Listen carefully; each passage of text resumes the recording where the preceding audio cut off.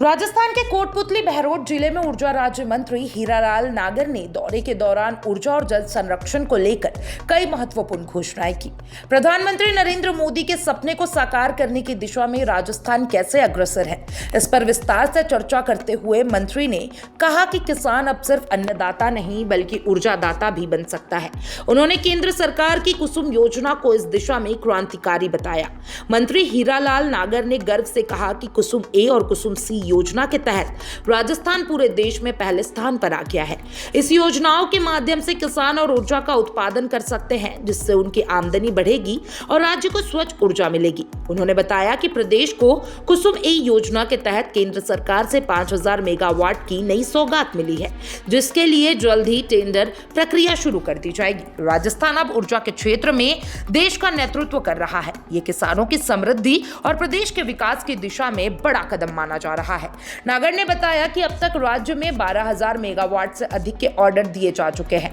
आने वाले समय में नया कुसुम ए प्रोजेक्ट शुरू होने के बाद कुल उत्पादन क्षमता 15000 से 2000 मेगावाट तक पहुंच सकती है। इससे न सिर्फ किसानों को अतिरिक्त आमदनी होगी बल्कि ग्रामीण इलाके में ऊर्जा की आपूर्ति में भी क्रांतिकारी बदलाव आएगा। अपने दौरे के दौरान ऊर्जा मंत्री ने वंदे गंगा जल जीवन मिशन की समीक्षा की।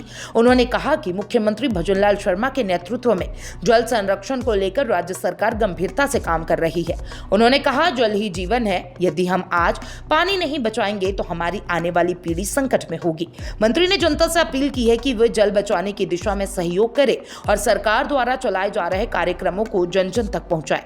इसके लिए अधिकारियों से फीडबैक भी लिया जा रहा है ताकि जमीनी स्तर पर मिशन की प्रगति सुनिश्चित कर सके।